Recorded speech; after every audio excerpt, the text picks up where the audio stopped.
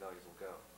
Well, I think there's a couple of things to consider there. I think Mr. Bernanke, if he sees that interest rates start to really go up fast, may come back into the market and start to buy back mortgage-backed securities again, because I think he has to bounce all these balls. I think what you're seeing this year in the economy that was different last year, you know, we started this recession, obviously, back in 2007, and of course we've gone through all the traumas that we've gone through with all the mortgage lenders and the banks and all the Wall Street firms, and we are into a global recession, and we spent the last year with the government just throwing everything against the wall, hoping something works, to the tune of about $11 trillion.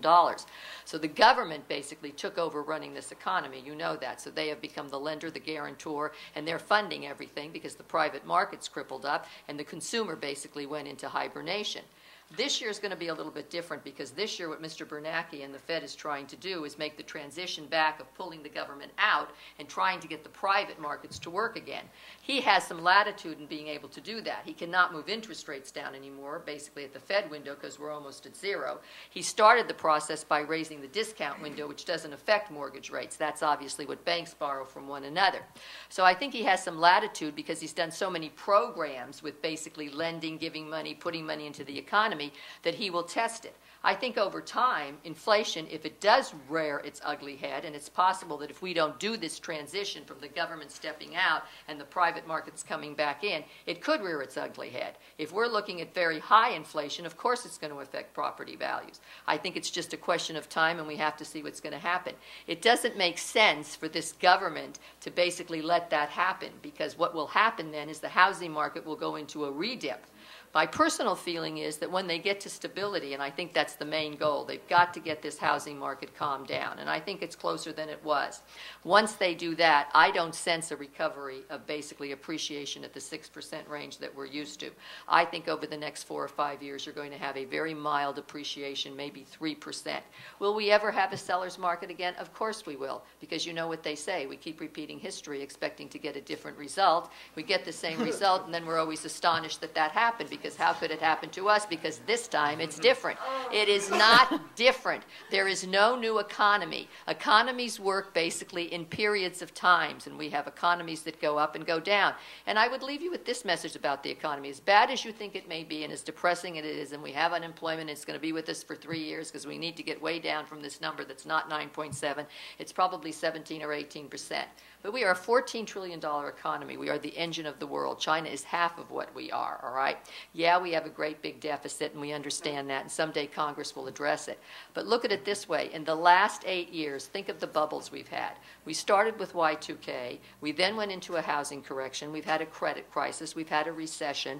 We've had a commodities bubble. We then went into another recession. We've had a stock market correction, and now we're coming out of a last recession. So when you think about all that, we're all still sitting here. We're all still working. We're all still making it. So I think America's still a great country. I can't imagine living anyplace else in the world. So don't be down on real estate. Don't be down on America. It's still the best place ever that God created.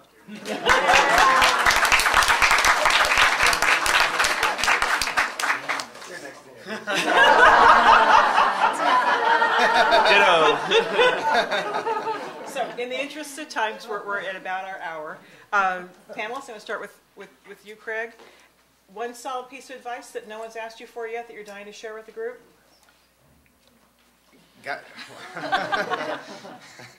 Well, if you didn't take a tour, please go take a tour. For God's sake, it's beautiful out there. The weather couldn't have been better without the rain and all. It's really a. I've actually seen this building for quite some time, and I'm a boat enthusiast, and having the docks right down here close by and being able to walk around, I really find a lot of enjoyment out of this neighborhood. I think it's a fabulous place to be. It's a neighborhood, as I mentioned before. You know, somewhere in here there was a similarity to Brooklyn. I feel very similar to South Beach over in San Francisco, where it was a neighborhood that was really nothing and has grown into something really, really special. And I see that as what this neighborhood is going to be and is becoming. Okay. Advice? Just touching on that prior point on the 60% replacement, we are not going to see buildings like this going up in the Bay Area anymore. I mean, the inventory is what it is. We'll have jokes about certain buildings building their second tower, which is probably never going to happen. You are not going to see buildings like this. I've made my living off of doing loans, predominantly in condo projects. 75% of my production is condo. I know all the builders and developers out there, and there is really nothing coming down the pike this year. So if you like the building, if your clients like the building, you like the lifestyle, now is really the time to get into a building like the Ellington. I don't think I'm smart enough to give advice. So what I try to do is simply just kind of follow what really, really smart people do. And I remember when I was working at an internet company, and it was a real estate internet company. Some of you may know LoopNet. And I remember I was so excited to be on the ground floor level, and we went through the boom and the bust. And I knew that the bust was coming when all the guys at Starbucks were buying internet stocks. And when I got into the 1031 exchange business, I kind of saw the same thing. And I saw the boom of the real estate market, and I could kind of predict the bust when the guys at Starbucks who worked there were starting to buy investment properties. Now I'm seeing the opposite. What I'm seeing now is the smart money's buying a lot of real estate. I mentioned to you earlier, one of my clients today has a portfolio of 500 single-family residential properties. He used to be in the commercial market. He's not in the commercial market right now. He's in the single-family residential market. There is tremendous value in the homes, the residential side. There are also funds being created right now, $5, $10, $15 million funds to take advantage of this market. So I can't necessarily speak for where you might want to live. Obviously, a great place to invest could be right here. You're looking at rents that are stable. You're looking at values that are significantly lower than across the other side of the bay. And you're looking at a world-class economy here in the Bay Area. So smart money's doing it. I like to look at what smart money's doing and kind of piggyback off them.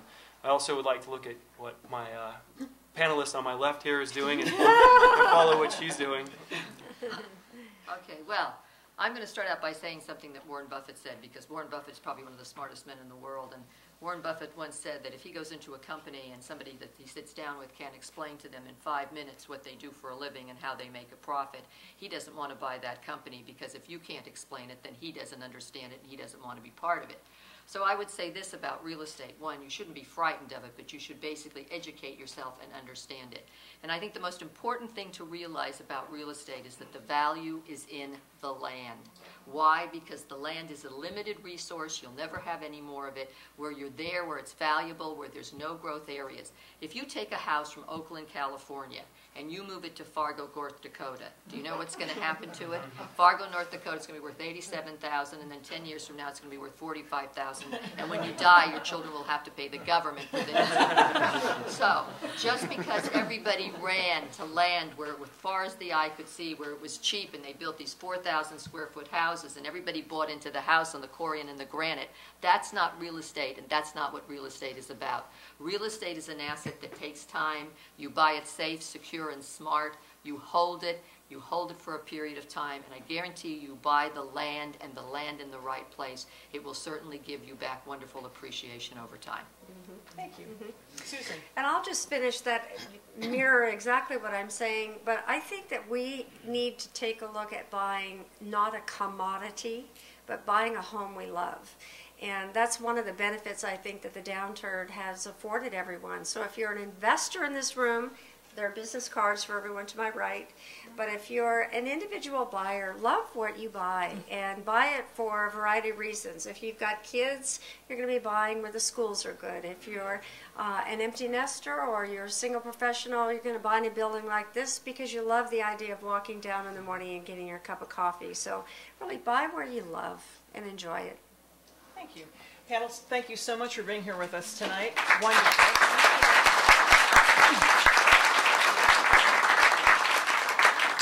And for those of you who still have questions, I'm sure the panelists will be around for a while. Also, for those of you who didn't get the opportunity to tour the units earlier, you can still take a private tour. I just was slipped a note about that. If you head to the gym area, that way, they'll set you up so that you can wander through and see everything. Thank you so much for coming.